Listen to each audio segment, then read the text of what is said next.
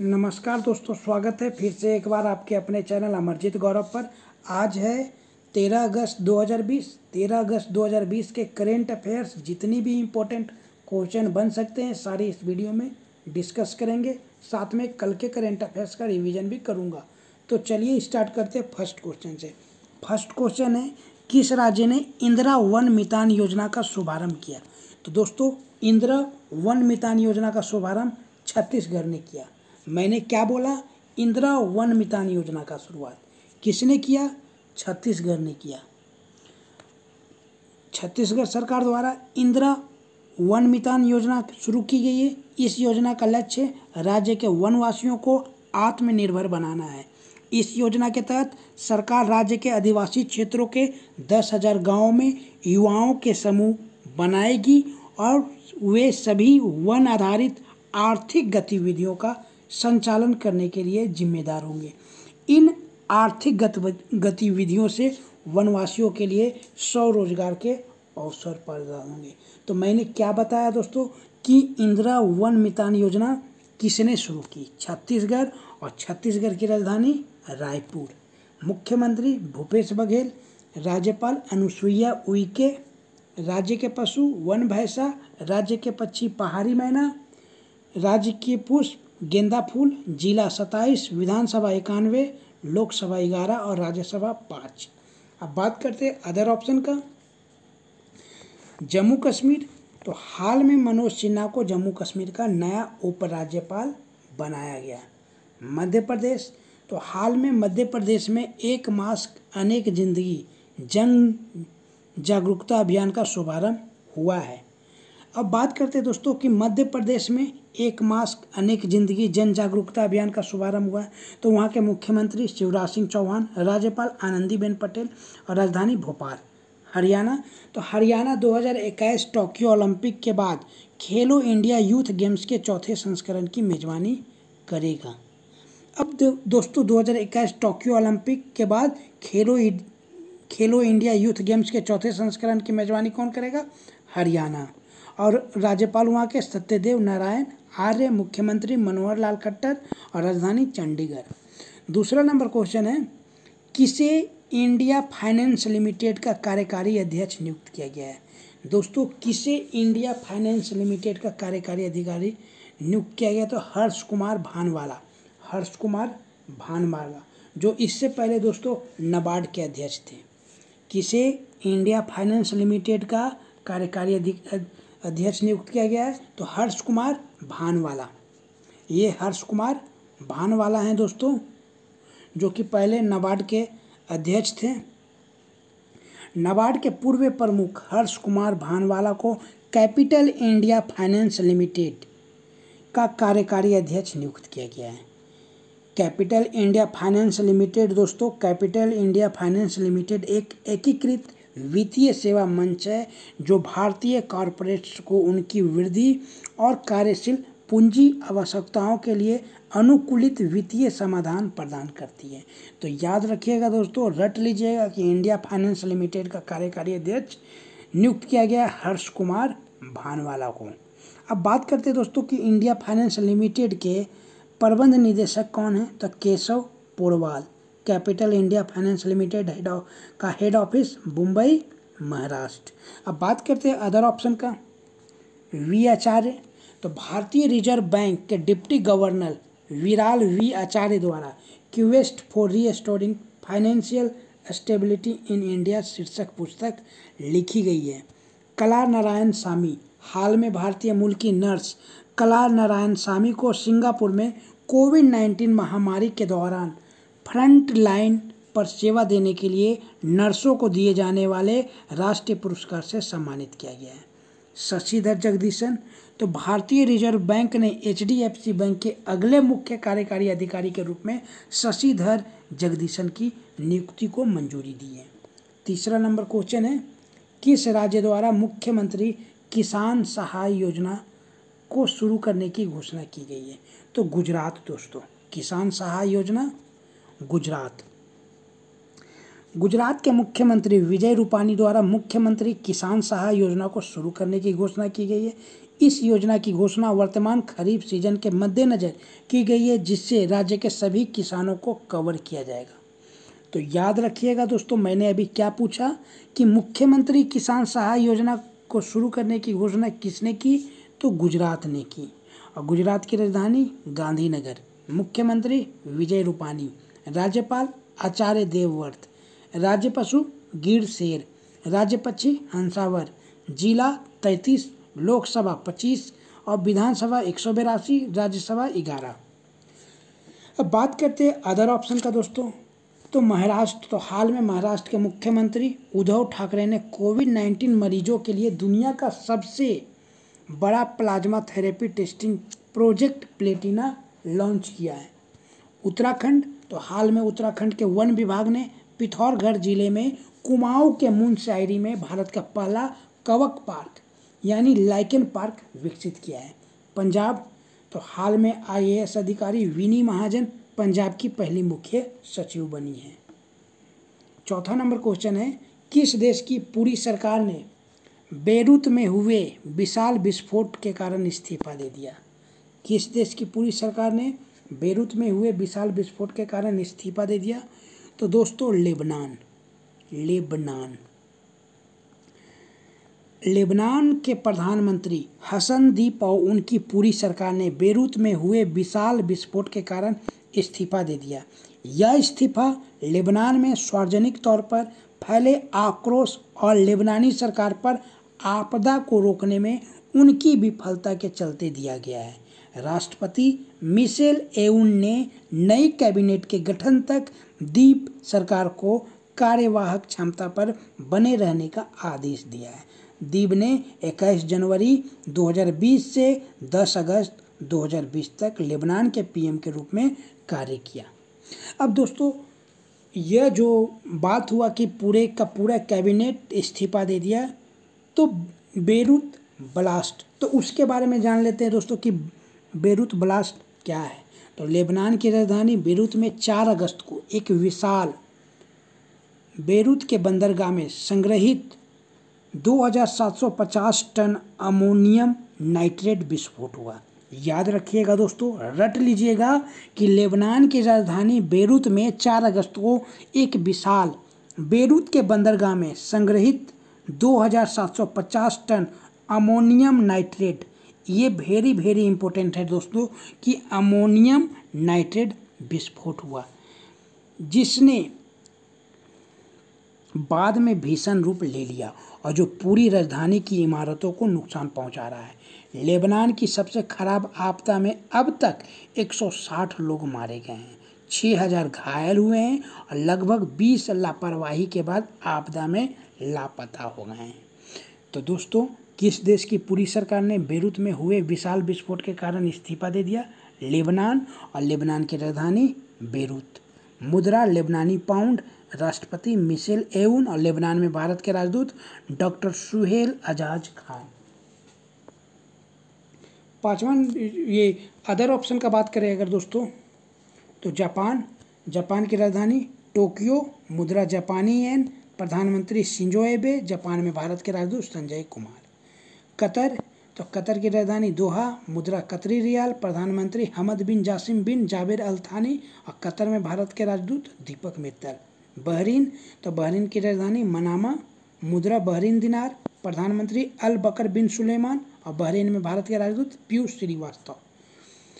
5वां number question है, किस स्पेसटेक स्टार्टअप ने एक अपर स्टेज के रॉकेट इंजन रमन का सफलतापूर्वक परीक्षण किया है?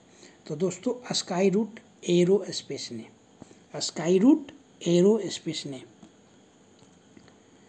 एक spacetech startup Skyroot Aerospace ने एक अपर स्टेज के रॉकेट इंजन रमन का सफलतापूर्वक परीक्षण किया है।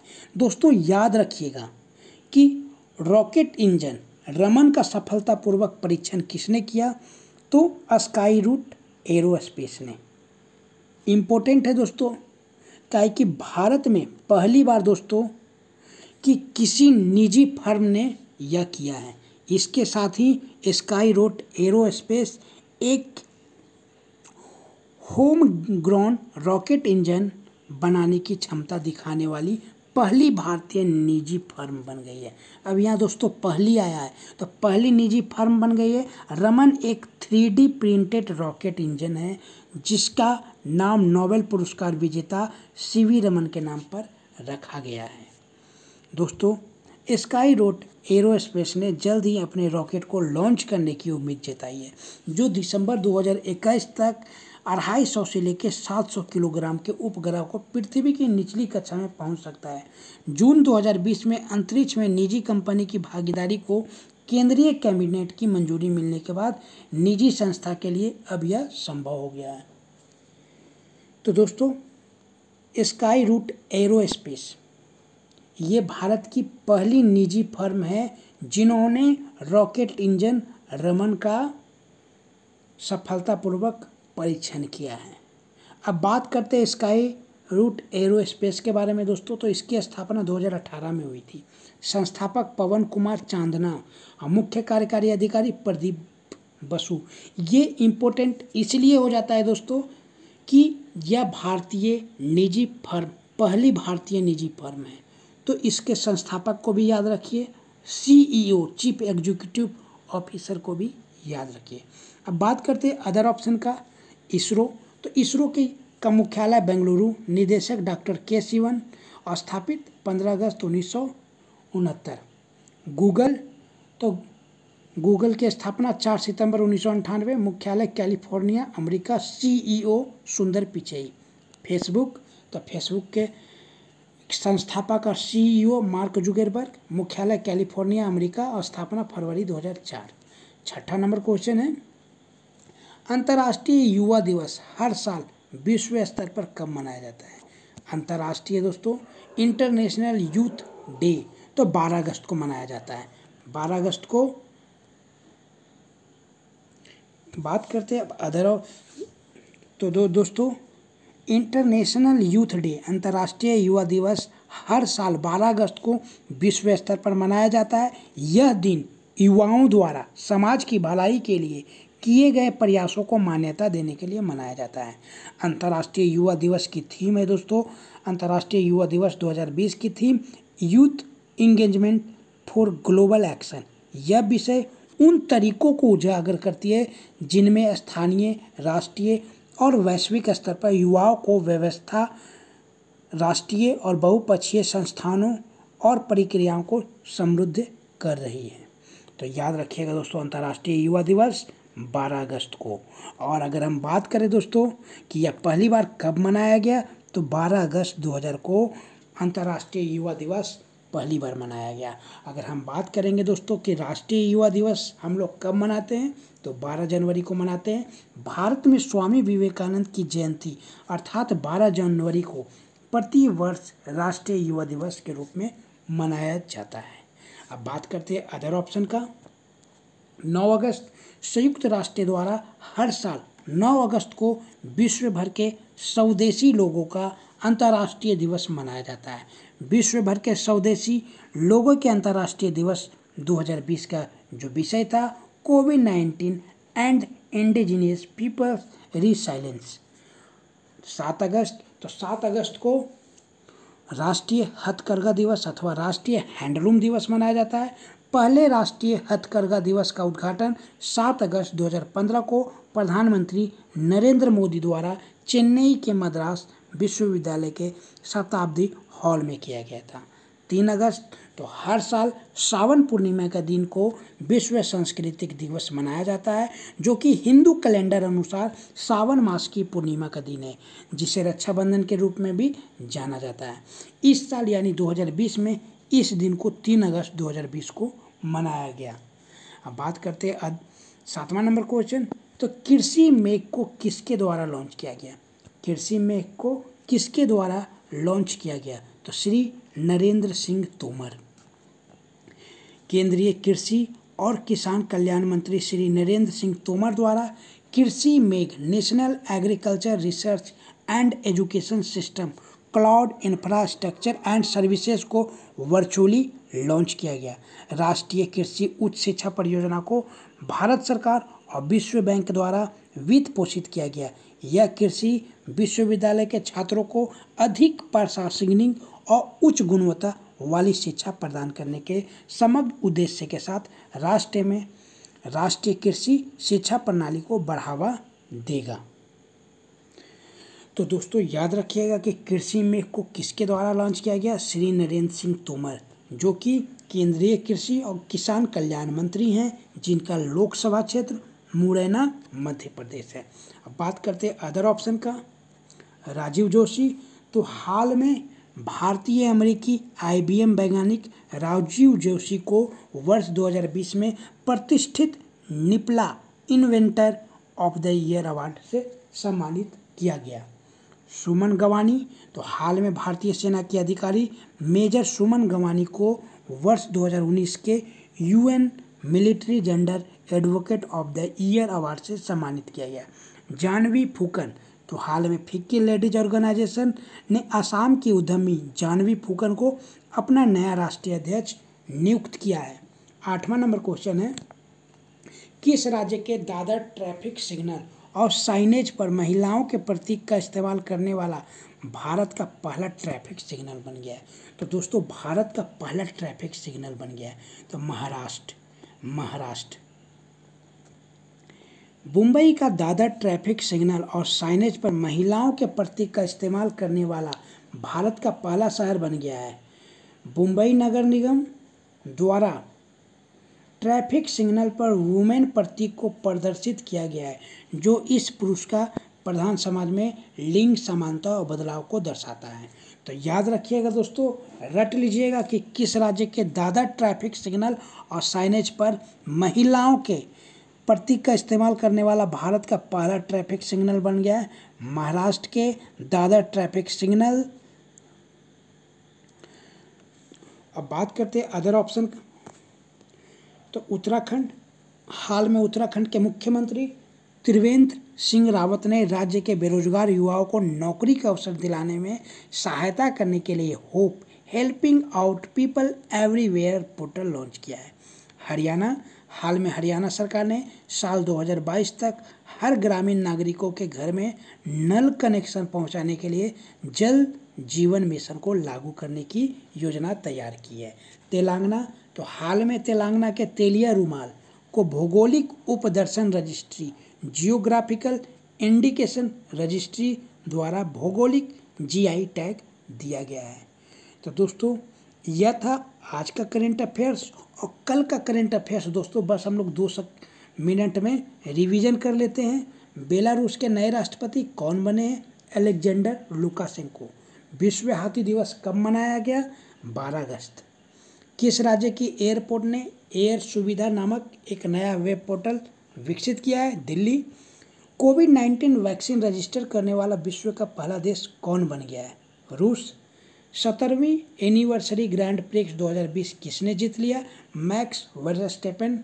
बिहार पृथ्वी दिवस कब मनाया जाता है? 9 अगस्त। समुद्र में कितने किलोमीटर लंबी सबमरीन केबल बिछाई गई ताकि अंडमान निकोबार को 400 Gbps इंटरनेट मिल सके? 2312 किलोमीटर।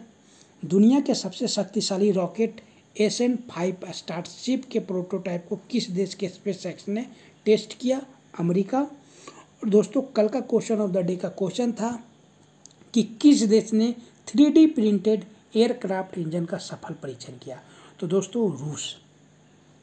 और आज का क्वेश्चन ऑफ द डे का क्वेश्चन है, उसका आंसर आपको कमेंट बॉक्स में बताना है कि किस शहर के अंतर्राष्ट्रीय हवाई अड्डा ने भारत और मध्य एशिया का सर्वश्रेष्ठ क्षेत्रीय हवाई अड्डे होने के लिए इस साल का स्काई ट्रैक्स पुरस्कार जीता है? इसका आंसर आपको कमेंट बॉक्स में बताना है दोस्तों। और दोस्तों मैंने आपको आज का करेंट अफेयर्स करवाया और कल का करेंट अफेयर्स का रिवीजन भी करवा दिया। उम्मीद करता हूँ आपको वीडियो पसंद आया होगा। लाइक करें और कमेंट करके बताएं वीडियो कैसा लगा और अपने सारे दोस्तों के साथ शेयर करिए तथा सब्सक्राइब करिए। तो अब हम मिलते हैं नेक्स्ट वीडियो में। Thank you and wish you all the best.